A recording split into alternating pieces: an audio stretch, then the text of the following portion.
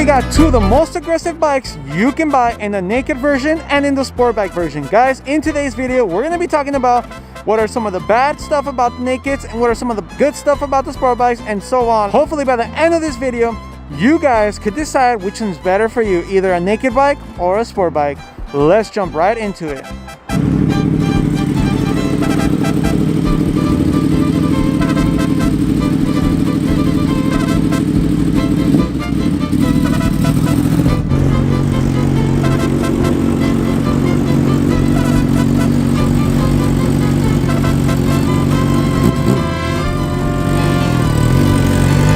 Welcome back to the channel where we compare a super bike versus a naked bike. The naked bikes are normally cheaper than an actual sport bike, and that would be in thousands of dollars. You're talking about $3,000, $4,000. I feel like the naked bikes is a bike that hasn't gotten the respect that it should have. Because man, I've been on KTM 1290R, I've been on MT10, and let me just tell you, you gotta have some to ride that bike, man. Those things have so much torque on a lower RPM. Compared to a sport bike, where the sport bike you have to always be riding really fast to feel that adrenaline on the street. All right, so now that we talked about the pricing really quick and how, you know, obviously the price difference, let's talk about the main issue between the naked bike and the sport bike. The sport bike's biggest issue is accountability. You're gonna put a lot of stress on your wrist, and if you're riding with somebody in the back, dude, with 30 minutes, an hour of riding this bike with somebody in the back, you're gonna be extremely tired from your wrist. Maybe your back might hurt, but you're gonna just feel really uncomfortable. Unlike the naked bike, if you have somebody in the back, you're chilling, you could still mob in the canyons, you'll be fine.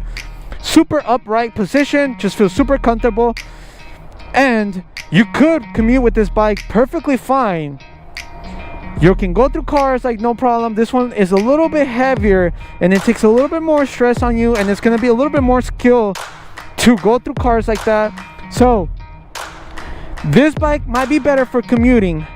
This bike might just be better for the weekend tour, just to go to the canyons and cruise through the canyons and blah blah blah.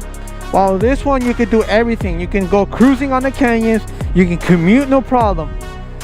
But a lot of people will tell you this though, and this is a big issue from the naked bike, that you hit a lot of wind, you'll feel a lot of wind. So if you really don't like the wind, then you know the naked bike's not even for you. So when you're going at higher speeds, you just feel all the wind hit your face.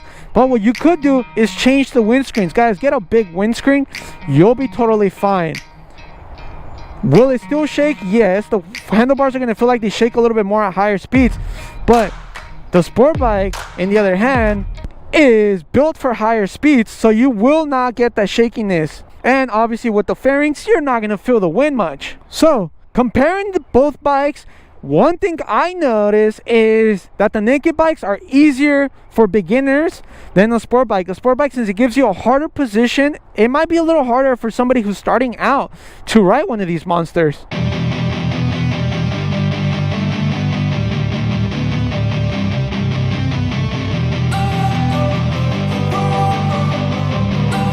And the other biggest thing would be aesthetics or the looks. It's kind of hard to find a good looking naked bike. To me, this is one of my most favorite naked bikes out there. Like, I love the front end on this bike. I love the S1000's front end. I like the KTM's front end. It looks very aggressive like the Predator.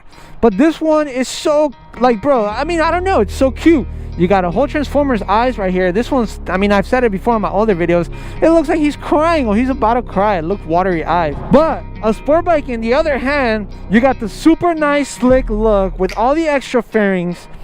I mean, this is a real race bike. I mean, the RPMs go hell up there, like 16,000 RPM. So when it comes to looks, obviously the sport bike might be easier to find a good looking one, might be a little harder to find a naked bike that looks good. But hey, FZ09s, I don't feel like they look that bad. MT09s, they look pretty sick with the two eyes. So generally, I mean, they're not ugly. The naked bikes are not ugly. You can make them extremely nice. This one, I mean, with just this add-on right here, it changed the bike completely. It looks way more aggressive. The naked bikes will always, technically, most of the time, will always be way more torquey at lower RPM, guys. You will have more fun on the street, in my opinion. On the street, way more fun on a naked bike because they have so much torque at the lower RPM than on a sport bike. The sport bike, generally, you have to go faster, be at the higher red line for you to have all that fun. And I'm being serious, an R6, a GSXR1000, you really need to be at the red line or at the topper end for you to feel that power. I get on this thing and it's almost like I feel like I'm riding a bicycle. It just feels so light, and this is a 1000cc. All right, so I'm gonna get some personal time right now with the MT10. I'm gonna take it up the street. Extremely fun to ride. Like I said before, every bike has its own thing, and the thing about this MT10 is the sound. How easy it is to ride. It doesn't really take that much skill to ride one of these bikes. Very simple riding position, very responsive motor. You guys can see the revs and it just goes. Right now we're just letting it warm up, so I'm going slow, trying to make some time. The throttle feels so nice, smooth. You can feel the torque right away. It moves, and the exhaust, it sounds extremely loud. It has full headers all the way to the two brothers. Let me hear you. So, sheesh, that sounds extremely nice.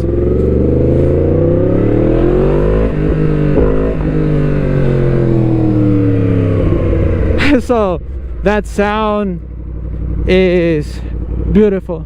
Now I don't want to hit any potholes because I already hit one and I bent the wheel, so I'm going kind of careful with the potholes. The only thing that sucks about this model, the 2017, is that the quick shift was optional and this one doesn't have the quick shift. But my friend was telling me you can get a quick shift from the R1 and just put it on here, and the dealership actually sells that, so it's not bad. I mean, I think the quick shift, I mean, this thing likes the quick shift for sure. It would be so much more comfortable, so much more responsive with the power too.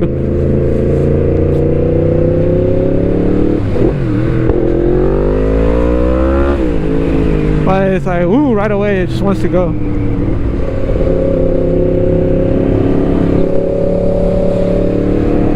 But yes, what I was telling you guys about the comfortability on it and how it feels when you're riding it, look at this. Like, it's so much more responsive when it comes to riding it, like doing the turns and the weight. I'm scared my phone's gonna fall off. I have it in my pocket right there. Here we got a little takeoff. Ready, set, go. Here we go to a turn. We go to second gear, and then yes, you can feel the motor. Oh my god, dude, this motor sounds awesome.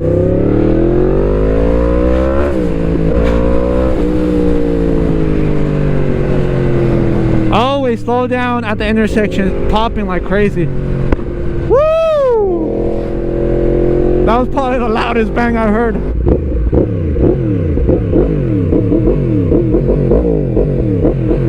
Alright, so now we're gonna take the sport bike for a quick ride. Just turn it on real quick. Same thing that we did with the MT10. Oh, nice. Obviously, completely different sound compared to the crossplay motor. But obviously this one does feel a little smoother. Alright, so right off the bat, you could tell that this bike is obviously putting way more stress on my wrist, so it feels a little more uncomfortable. And that's like since the beginning, you know, it's like already you feel it. And obviously when you're putting the weight to the sides and stuff, it feels heavier. This one's too, like I said before, the throttle feels very light, so like it feels torquey. And this one does have the quick shift, so you could just do this. So that's awesome. I literally shifted, this thing just popped.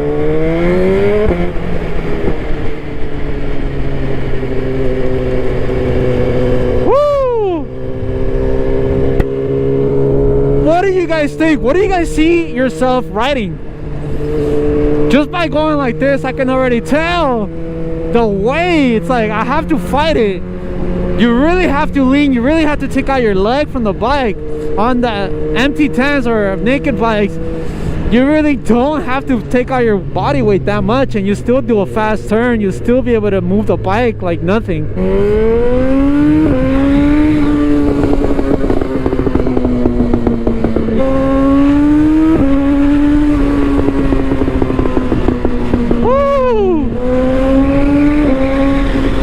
What's more fun? I have no idea, bro. I literally enjoy both bikes. Naked bikes will always feel a little bit more aggressive. This one's feel more smooth, sport bikes.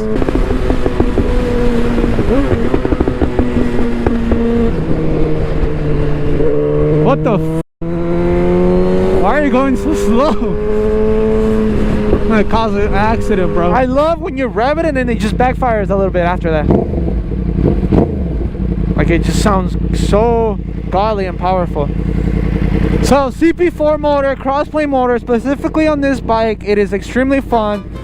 Some people say it's detuned from the R1, but it's not just detuned. There's a little bit of more differences in there also.